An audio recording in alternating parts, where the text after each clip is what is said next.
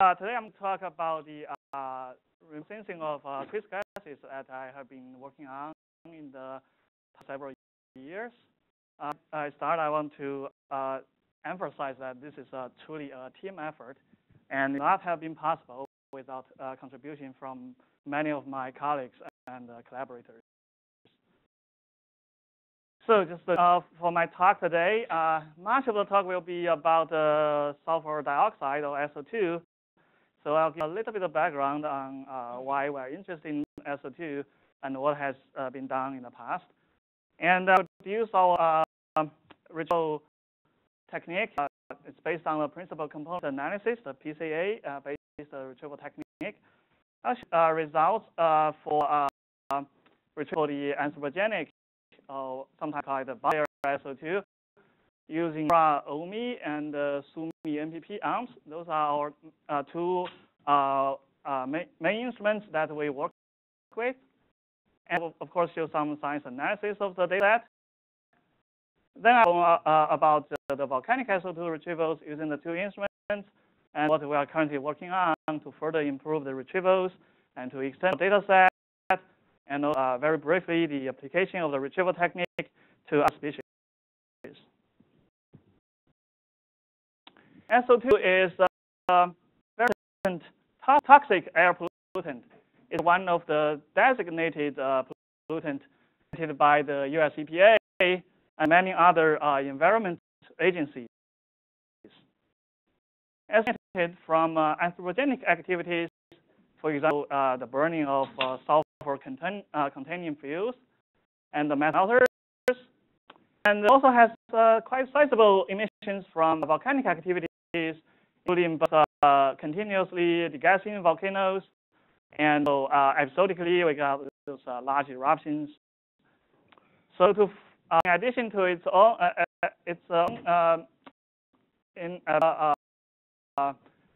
resident air pollutant, it also forms sulfur aerosols in the atmosphere. And of course, we know that sulfur aerosols have very important effects on the particular PM pollution that has adverse health effects, effects of visibility, and deposition of sulfate species that can affect the ecosystem. And there's climate effects of sulfate aerosols through the direct and indirect radiative effects. So retrieve SO2 from both infrared IR and ultraviolet or UV instruments from the space. Today we'll be focused on the UV retrievals.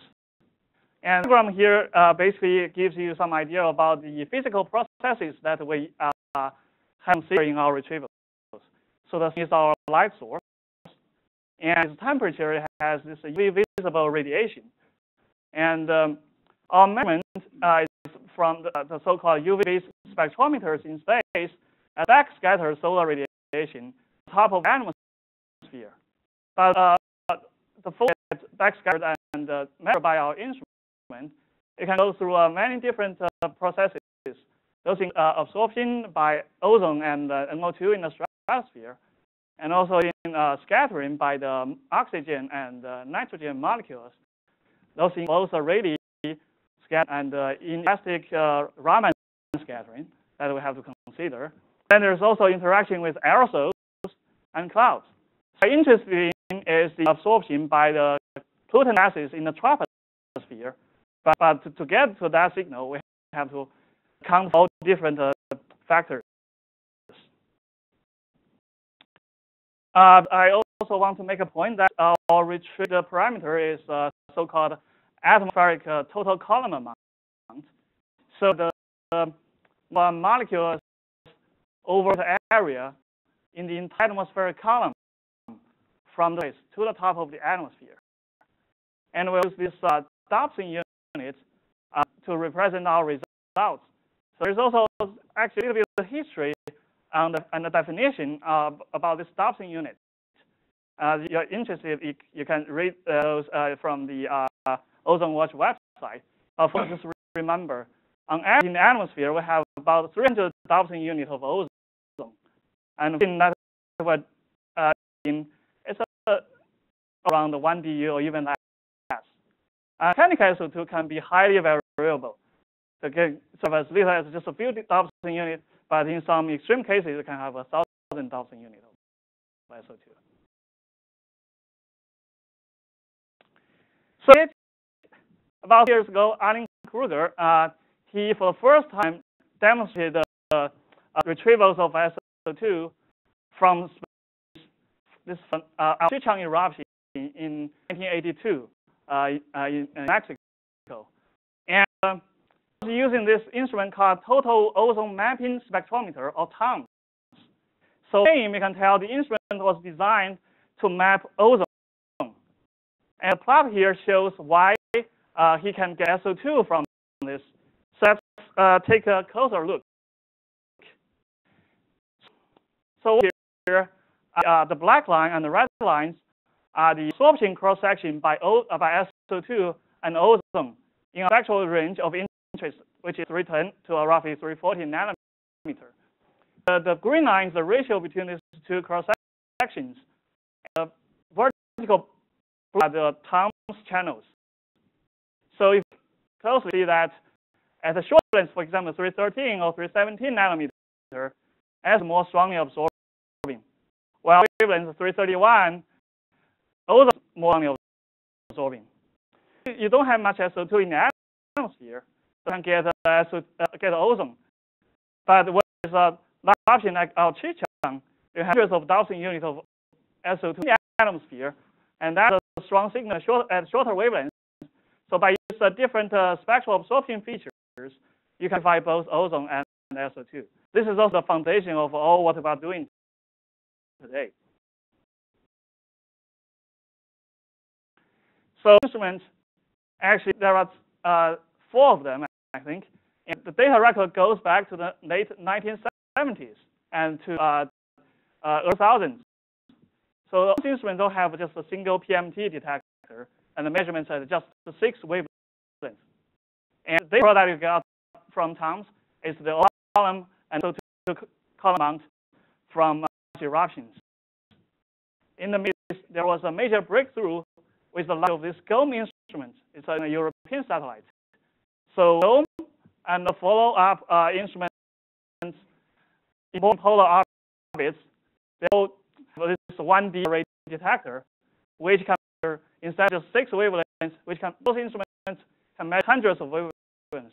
And finally, the community was able to demonstrate retrieval of NO2 pollution to formaldehyde and other species. So there was not a major advance in the field. That's what of the ozone monitoring instrument, OMI, on our satellite. It's even revolutionary in the sense that it's the first push broom UV-Visible spectrometer with 2D CCD detector. So what it allows us to do is to make the hundreds of wavelengths and provide global daily coverage, and at that time unprecedented spatial resolution, about 13 times 24 kilometers at the leader of the orbit.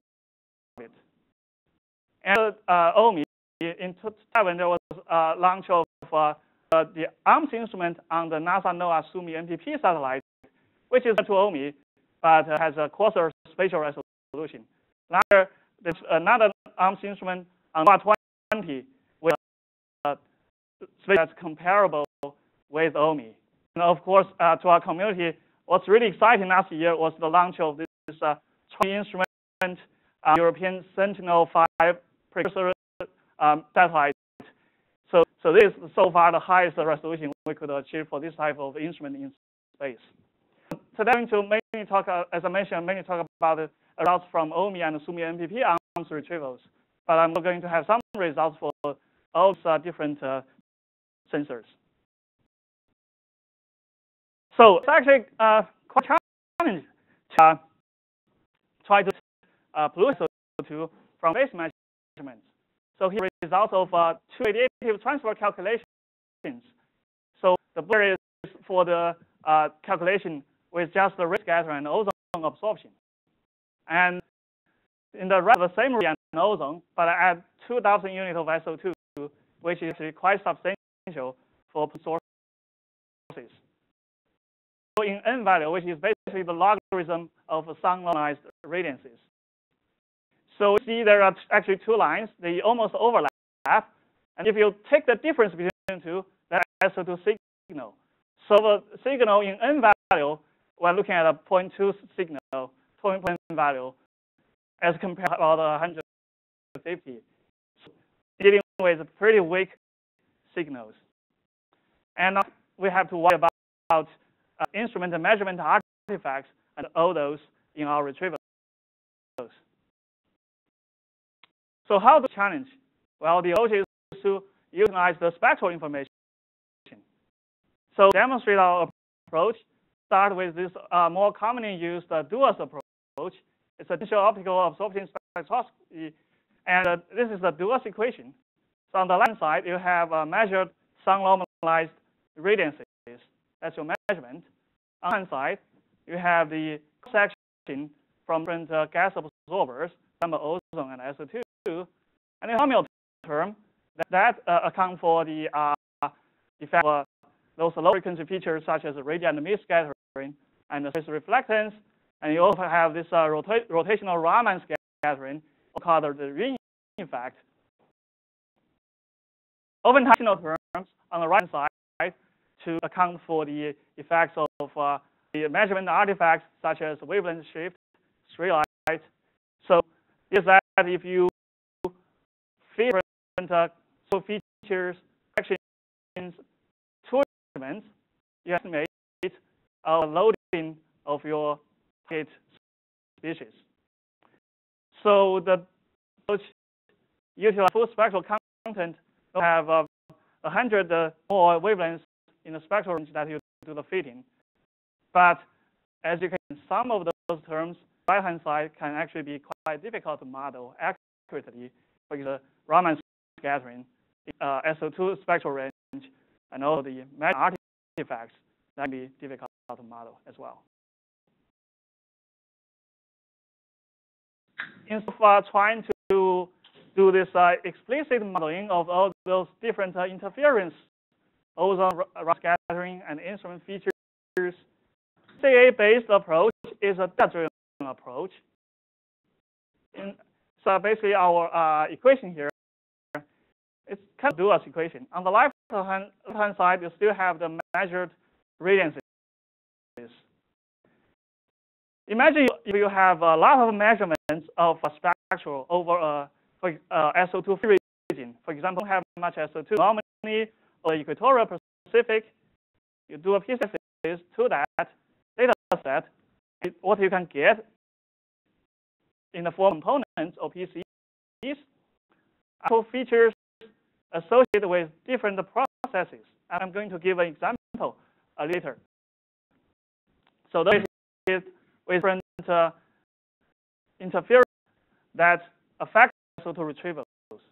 Now you put all of those principal components on the right side of the equation, and the SO2 term with the Jacobians, which is your measurement sensitivity to a position in the SO2 column amount, and then feed the right-hand side to your radiance spectrum, and the weight of those principal components and your column amount at the same time.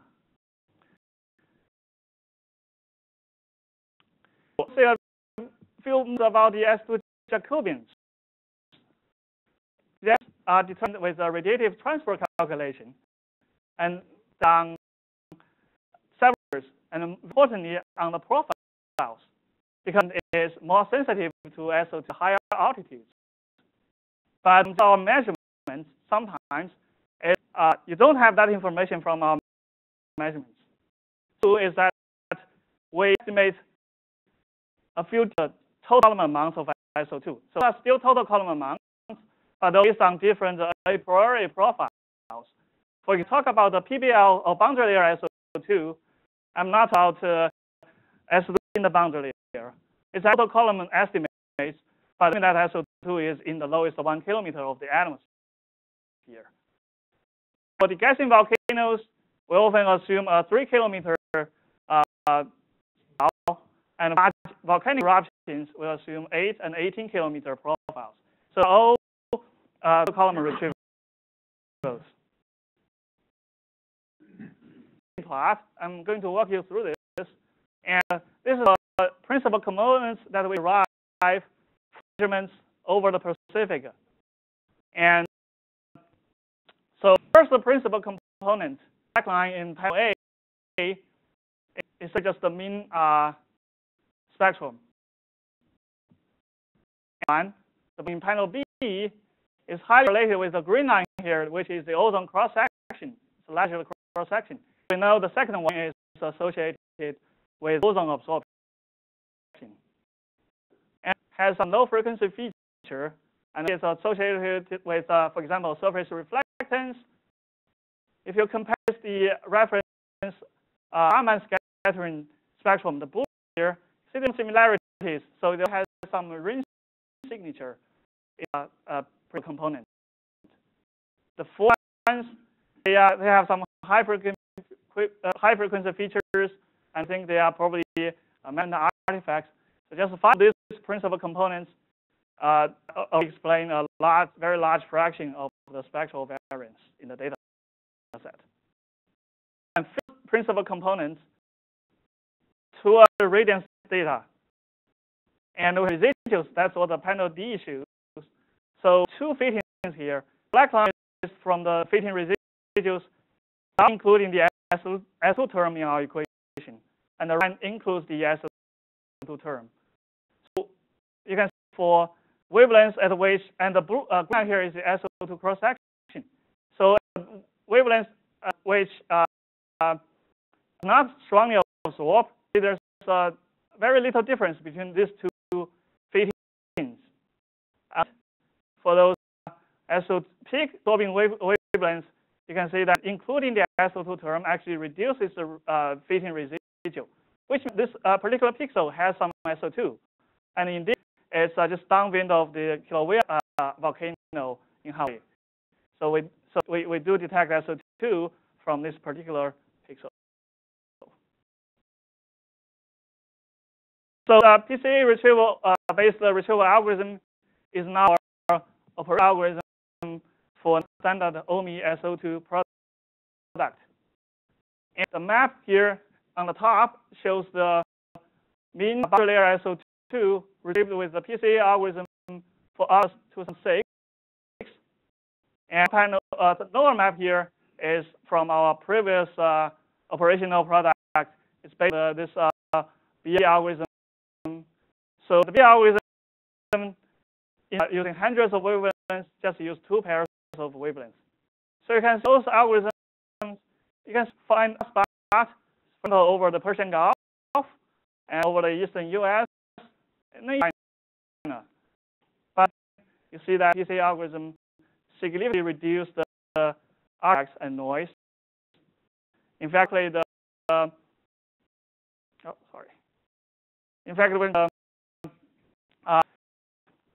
root error for negative bands over this remote Pacific area, which we assume has very little SO2, you can see what about a factor of 2 deduction in the retrieval noise.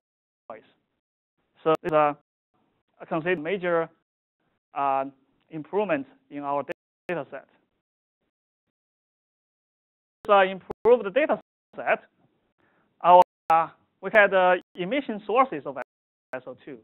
So our colleagues at Environment and Climate Change Canada, Vitaly Fialatov and Chris McLinden, they have a method that combines the wind information and our PCA-based SO2 retrievals to add SO2 emissions from large point sources. From OMI, we can estimate emissions for about 500 sources globally on an annual basis. So these are locations and the types of these sources: pollutants, oil and gas, and waters, also volcanoes. And you can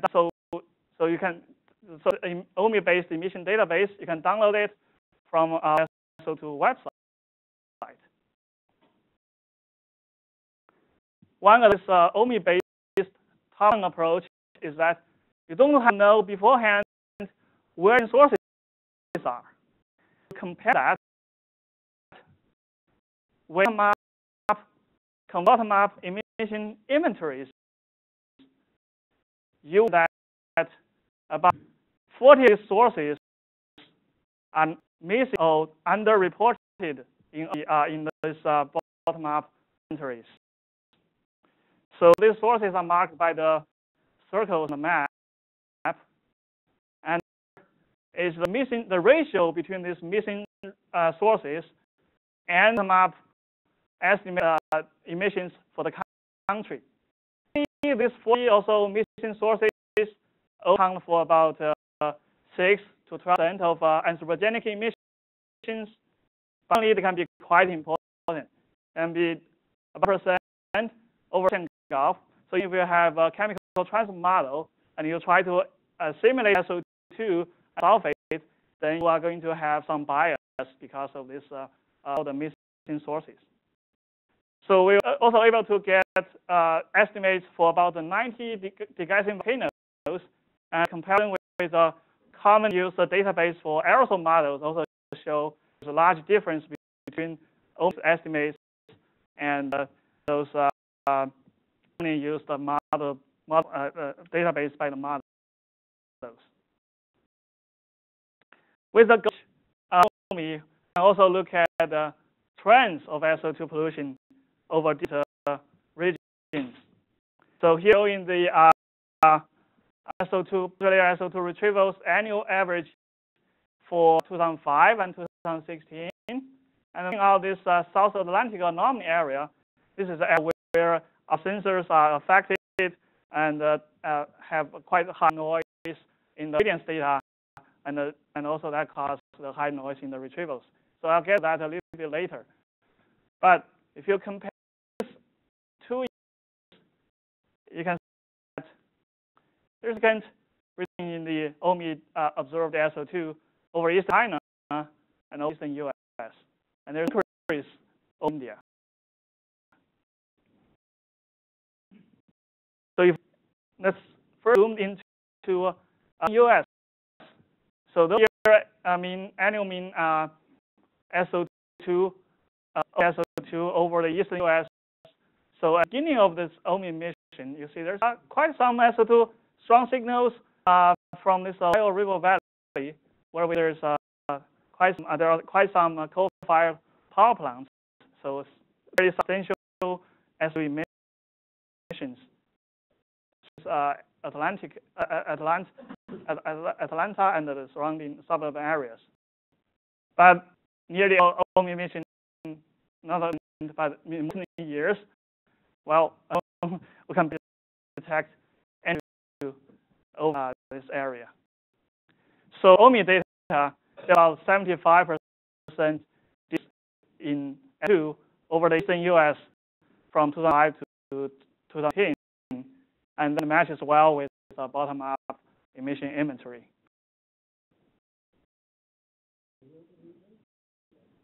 And for when they further reduce the emission, they put scrubbers on the power plants, for example. And some of the power plants, I think, because of natural gas became cheaper.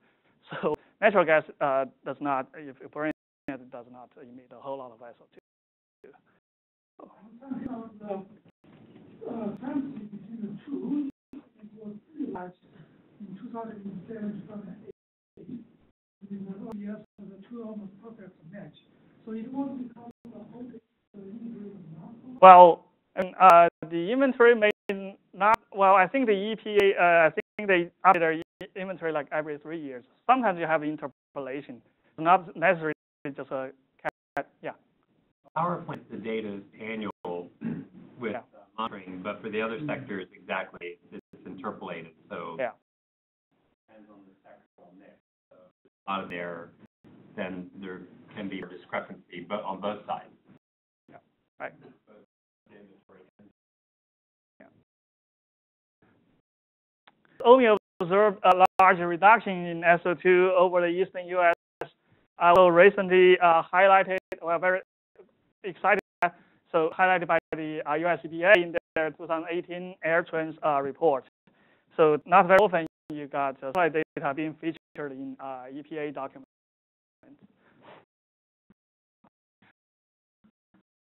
So too, you would expect some benefits, environmental benefits. But the problem is how to quantify those. And Nikita Fatkin, he's a graduate student working with us. He did a case study for the acid deposition or sulfate deposition. So again, the map on the left here shows you the OMI SO2 trend in 2005 to 2015. And the right map on the right is the sulfate deposition trend. It's from a surface monitoring network called NADP. Look at these two, you see there's some similarities, but they do not match exactly. So it was to use a trajectory model to try to establish the source-receptor relationship, and combine that with OMI and the surface measurement data, and you try to determine areas where emission reductions have to the observed trend in sulfate deposition. So the left here shows the one example for Beltsville, just a few miles from us. And for the particular site, you can see that reductions both in Maryland, the state of Maryland, and out of Maryland, over western Pennsylvania, Ohio River Valley, from all those areas have contributed to the increase in deposition at Beltsville. I'll move to East Asia and South Asia, where they're aware of the haze issues there. So if you again the OMI retrievals for 2005 and 2016, you can see there's large decrease in SO2 observed by OMI between these years, and at the time there was substantial increase in India. So we'll look at the factors. What are actually the factors that are driving those changes, and what are implications? So with the OMI-based emission database, remember those are for large point sources. So calculate the total emissions from sources from our database, but OMI is not sensitive enough to detect those small sources. So to compare estimates from OMI with the bottom-up inventories, and with that we can come up with a correcting factor to correct our estimates. And did annual total emissions for China and India are the red and the blue here. And because we compare to different bottom-up inventories, so we have different emission correcting factors. That's where the error bars come from.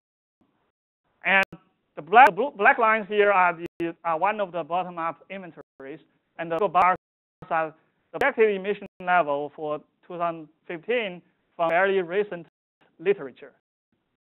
So since 2013-2014, there was really sharp decrease in our estimated SO2 emissions to the level far lower than the projections.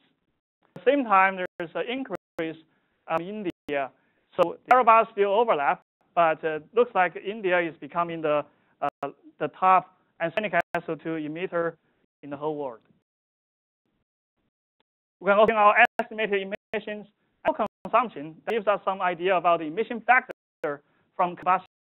So before, you can see the ratio are comparable between the two countries.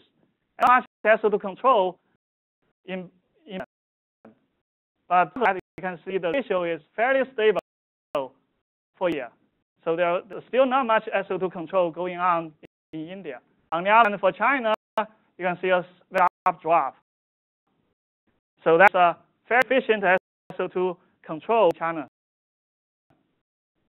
And the emission ratio between SO2 and CO2 from this ratio. So as Degassing, they led a field campaign in May 2016 over one of the most polluted areas in northern China. During the encounter, they measured many plumes in the boundary layer. And the measured SO2 and the CO2 ratio is actually fairly comparable with our estimate. So data and the field campaign, also they suggest that there's a very efficient SO2 control in China. Consequences. Well, population weighted SO2, again, you see decrease in China and a gradual increase in India.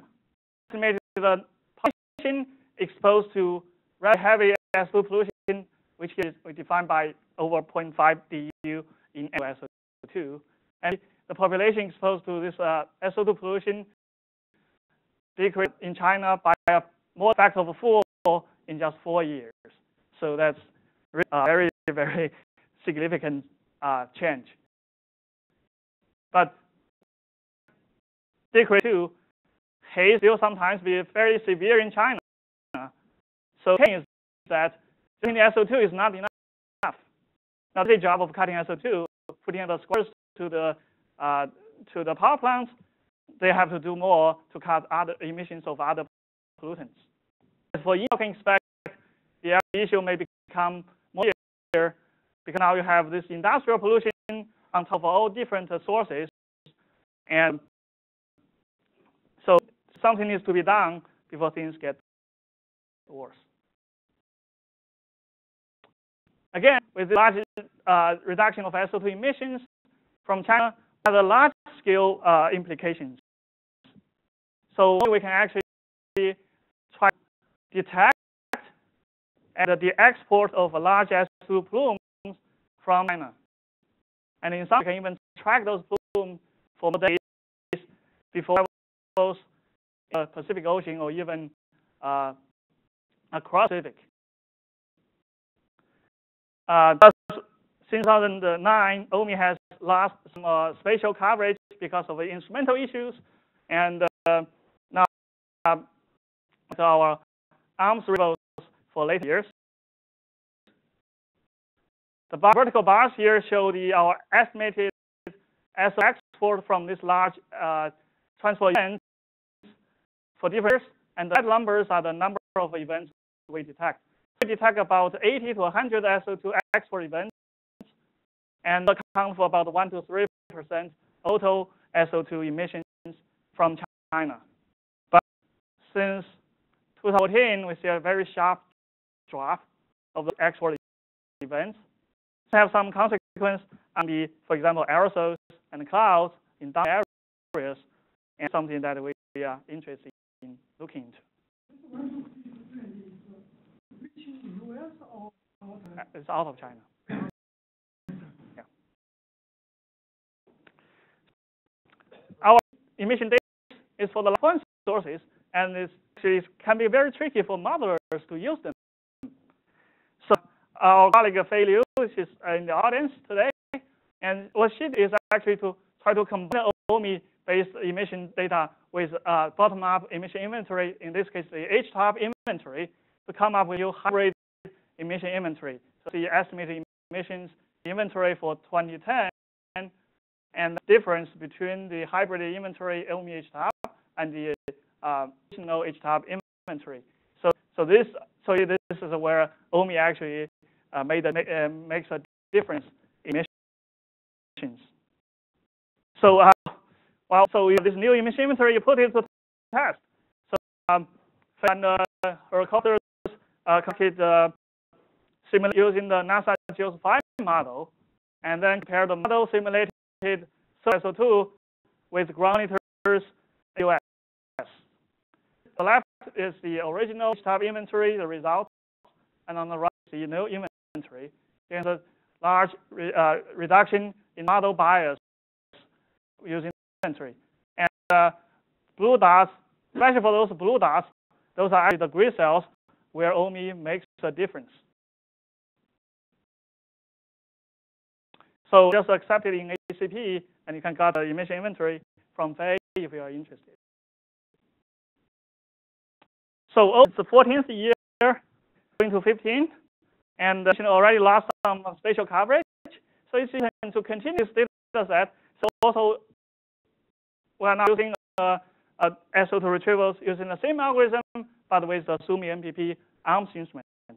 So the map shows the annual SO2 retrieval from OMPS for 2012. If we do daily SO2 loading within this black box here, we can plot from amps, you can see these two track each other fairly well. So indeed continue the OMI data with SUMI-NPP amps. It's the same data, the blue triangles. Again, you can see the correlation about 0.85. And those are the improvements we are currently working on for retrievals. And we expect to further enhance the consistency between the two, with correlation coefficient going up to 0.9. And algorithm is also used now to retrieve organic SO2 from OMI. So here is just a comparison between retrievals for August 2006, our current operational PCA retrievals, and our previous operational product based on the linear fit algorithm, which, like the B algorithm, uses just a small number of wavelengths. And you can see a very large reduction in noise and artifacts. Indeed, if we count the station over the Pacific again, you can see the factor of 2 reduction in noise in PCA retrievals. We made with this PCA algorithm is for large volcanic SO2. The previous is known to estimate SO2 for those scenarios. For example, this Serra Negra eruption in 2005, the previous algorithm, the max SO2 is only in 240 adoption units, which has been shown to be too low. And in our new PCA retrievals, we got 1,100 adoption units. So this is so far the largest we get the OMI data record. Also trying to continue the volcanic SO2 data from OMI using SUMI-NPP amps. This calculated SO2 mass within a domain near the Kelut volcano in Hawaii. So the black triangles are from OMI and the red lines from amps. You can see that we are continuing this OMI time series. If we plot a scatter plot here, you can see that we have a correlation coefficient of about 0.9. So indeed, they are fairly consistent. We also had compare the daily distribution on a daily basis between the two instruments. Also, days we have a coefficient of about 0.8, which basically detecting the SO2 plume at about the same location. So that's in volcanoes. How about eruptions? So one example from the Kelut eruption in 2014, one of the larger ones in the AMPS era. And so for because we lost a part of the spatial coverage, so for the entire plume, our estimated SO2 mass is lower than the AMPS, which provides us full coverage of the plume. And comes to by aligning AMPS values to the pixels, those missing with the missing data, and we have this first OMI plus AMPS, so that gives us coverage plus some fine spatial details. So if we merge data set with our AMPS data set, you can see the estimated SO2 agrees to within 3%. So that shows that we are really get very consistent results between the two instruments.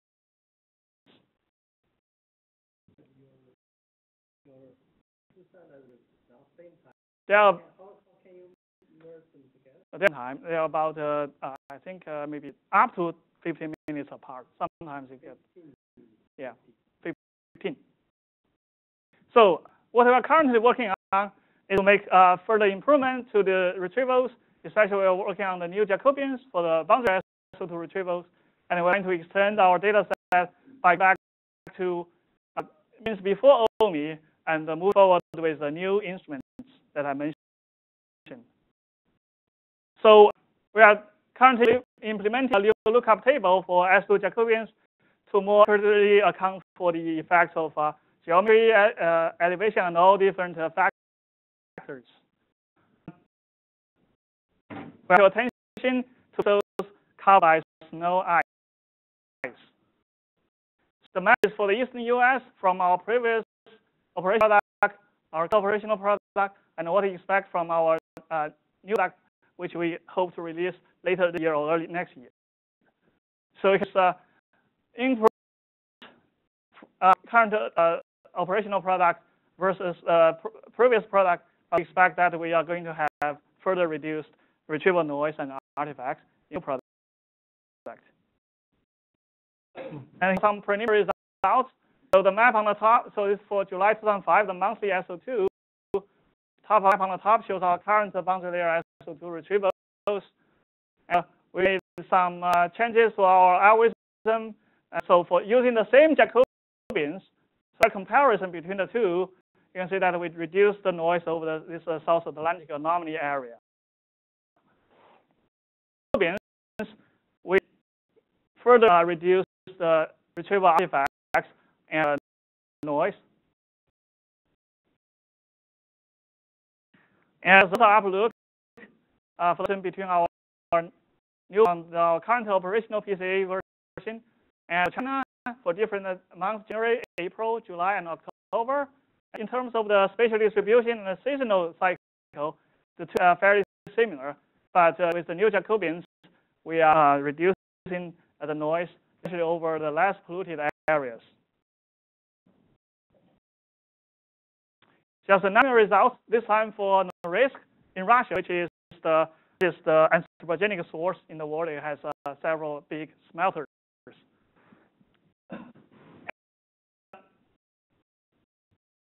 And the retrievals, our operational retrievals for April and July 2005, so retrievals are much higher than July, which is not realistic. That's because there's a snow and ice on the ground that we currently not properly account for.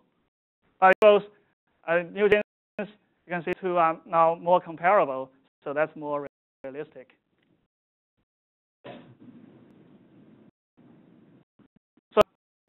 So far, I've talked about our the EOS standard product and our S-NPP OMPS, that's the EOS continuity product.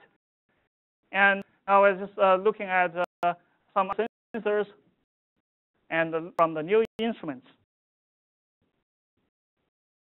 So let's do Sciamacchi, which was launched in 2002, and it had a comparable to that of S-NPP OMPS, but it covers the globe once in about 6 days, so it's much less measurements. And preliminary results for boundary layer SO2 retrievals for Sciamacchi for 2004 actually looks quite similar to our OMI and OMPS maps. And you can see the pollution in China, the Persian Gulf, South Africa, and eastern US a little bit, and also Mexico City and the Kilauea volcano in Hawaii. So far enough, to GOM, which was launched in 1995. And it has a really coarse spatial resolution, it's 40 by 320 kilometers, so the pixel is really large. And there's the globe every about 3 days. But from that, we get some information. So that's preliminary retrievals for 1997. You can see it's in eastern China, and eastern US, South Africa. So you can still get out of that. To the town record. So I'm going to claim that we can get anthropogenic SO2 from towns. But this is to show you that the PCA technique works with just wavelengths from towns. So you don't have to have hundreds of wavelengths for this approach to work. And the plume from the Pinot eruption in 1991. And this is a result we compare very well with another algorithm currently being worked on at NASA Goddard for towns. How about the users? Tested our algorithm without doing much tweaking on the JPSS1 NOAA 20 OMPS, and that's the SO2 retrievals from NOAA 20 OMPS. It's for the eruption in February this year. The large eruption with just a kilotons of SO2 ejected. And case the LRO and assuming S-NPP OMPS, spatial resolution is not that great, so you don't get a lot.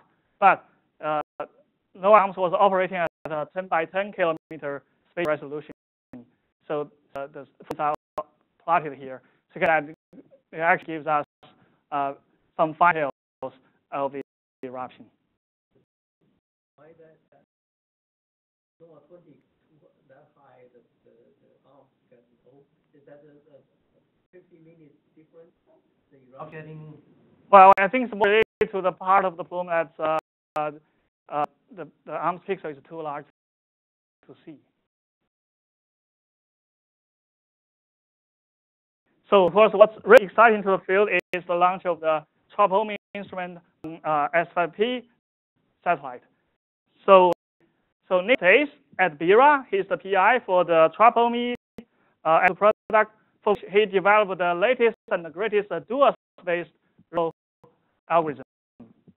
And this retrieval is for the eruption in Indonesia in November last year. So you see that with the fine spatial resolution from TROPOMI, you get a lot of detail of this vertical volcanic plume. With aggregate TROP pixels to AMPS pixels. So for AMPS pixels, there are 100 TROPOMI pixels. That gives you some idea how the spatial resolution TROPOMI has. But if you look at spatial distribution after this aggregation, you can see it's very consistent between the two. And I mentioned to Django that the old time is only 5 minutes apart. So this is almost measurements at the same time. So if we scatter plot, remember two different instruments, two algorithms, and don't get much better than that. We got coefficient of 1, slope almost 1. So yeah, true. Okay, great. Oh no, it's no fluke here because the TROPOMI just recently their real-time SO2 product, and Karen, his creator at Michigan Tech, got the data from the site, and he plots himself for the supposed eruption early this month in India. And it's not a large eruption, but then you see the spatial distribution very similar between the two, despite the different spatial resolution, and so the estimated SO2 mass within the plume agree within about 10%. So we are quite by this comparison. Development for our community is the upcoming geostationary console air quality. Those include the NASA Tempo instrument over North America and the Central 4 over Europe, and also the GES instrument over East Asia.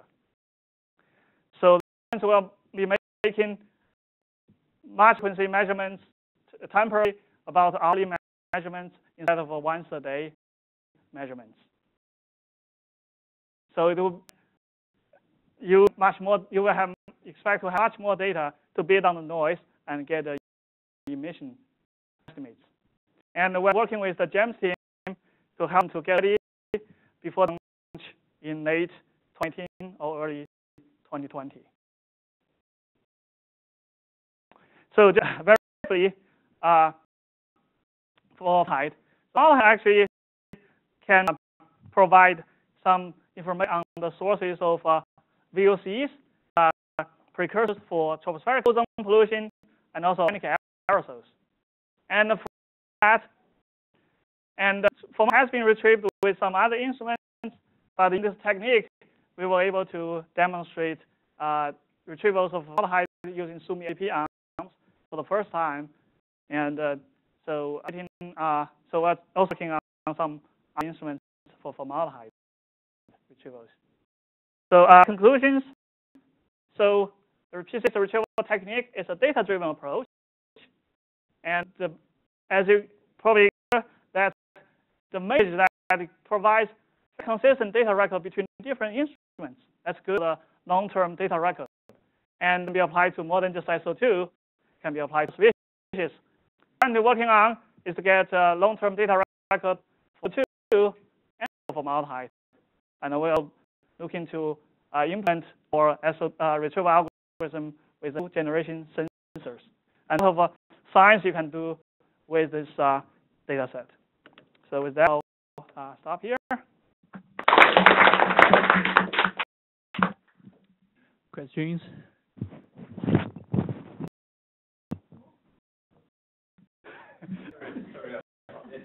I had two questions about the PCA technique. Actually, one comment.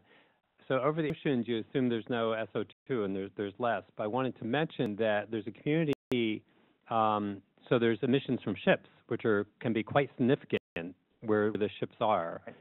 And there is a community that estimates those using the ship tracking devices to high spatial and temporal resolution. So I wonder if it might make sense to try to ocean calibration, excluding those pixels and times where the ships are present. And I wonder if that might be an interesting thing to try to see if maybe that would improve. And then the second part is actually related. So you showed the PCA technique, and you mentioned, for example, the surface reflectance component. Mm-hmm. But that's ocean, and I would expect some of those components might be very different over land, mm-hmm. where it's different. So could you comment? Okay. So about the ship tracking emissions, so one study showed that it may be possible to detect that on satellites. It's a Nicholas paper, but that's averaging 4 years of OMI data over Red Sea. Yeah, my comment was the other way around. They actually know where the ships are. Yeah. Exactly. Right. So you could exclude that from your calibration. Mm-hmm. Yeah. You have to use non-satellite data, but it's still very data, so it could be useful. Okay, that could be useful. And in our actual implementation of the algorithm, we have a principle that explains the most variance, right?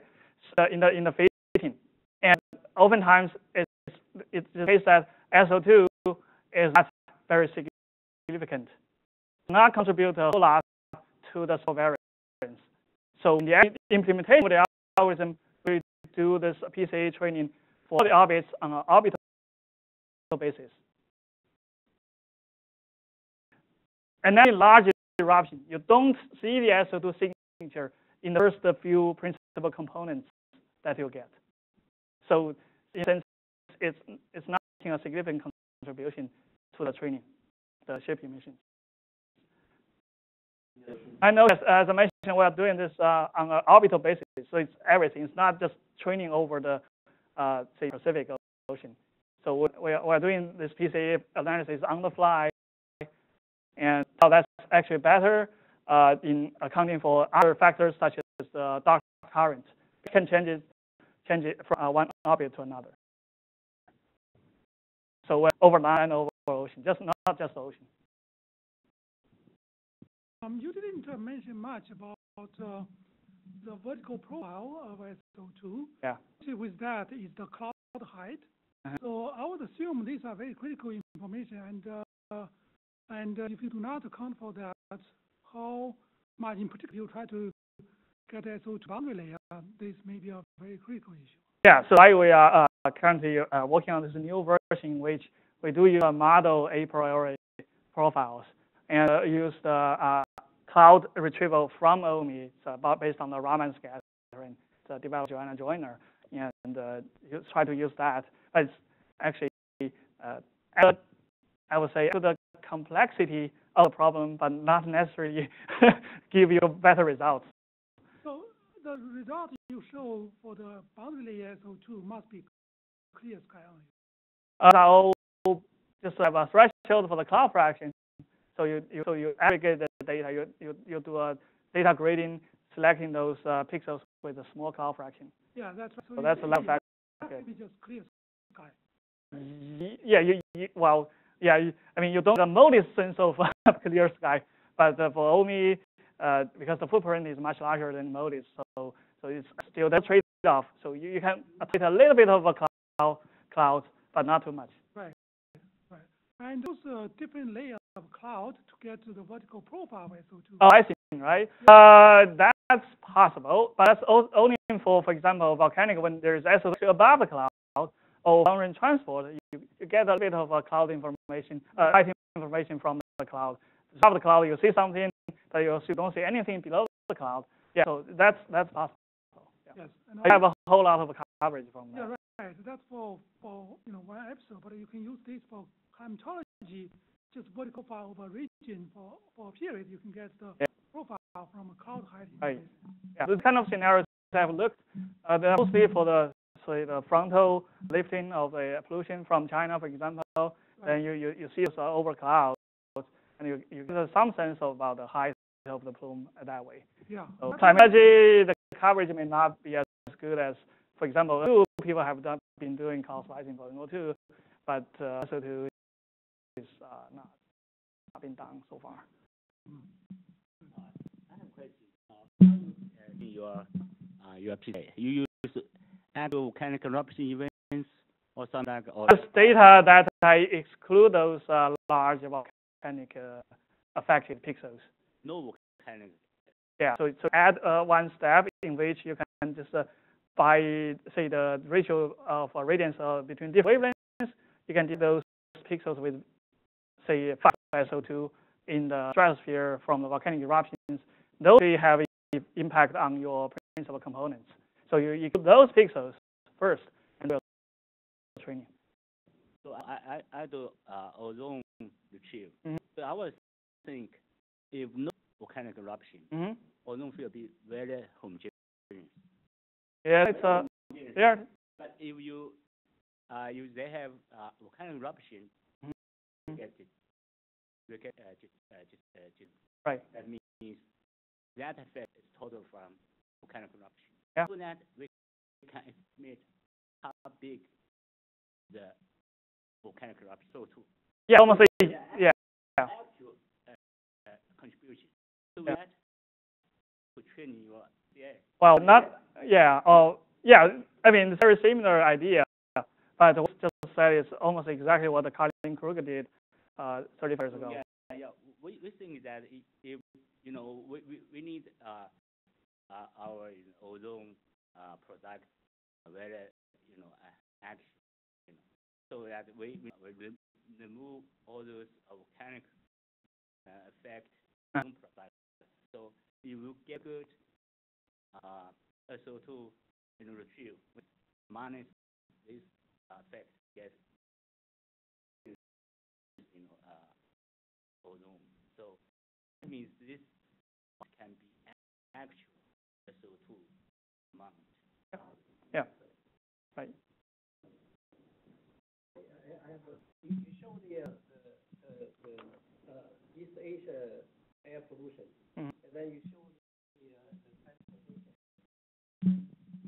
East China, you show the PP boundary layer. Then if you show the transportation, also use the P. For that, we're using the 8 kilometer. But, yeah. Far as my understanding, your Jacobi's is sensitive to like the vertical profiles and all the other things. But is it sensitive to the emissions, as Steve mentioned? So if you the ship emissions there or not, will it change your Jacobi's? Well, changing the profile, so that will have an impact on the Jacobians, yes. But ship track is normally much smaller than the pixel of OMIs, the sub-pixel of OMI, I think. But from TROPOMI, we may be able to get something. Even if it's smaller than the pixel, you could exclude maybe with right. And yeah. Right. Yeah. We know that the ships carry ponders, so they actually track the ocean. Yeah. So they have pretty good information where they are. Mm-hmm. Yeah. Now, in read the sulfur content is mandated to go down. So yes. TROPOMI is in a prime position to observe that change if we can pull that out. But I don't think you can do that with the. But you keep. But I'm going Yeah. Satellite doesn't. I'm not concerned for shifts. It doesn't matter so much. We know the shifts. Mm-hmm. It's not so much uncertainty. Right. To improve your. Right. Yeah. But in detailed implementation of the algorithm, I do have a scheme that tries to detect detectable pixels with detectable SO2. So that does not happen often over the ocean without a volcanic eruption. So it's be there, but the instrument is sensitive to see that. Yeah. Okay, let's thank the speaker.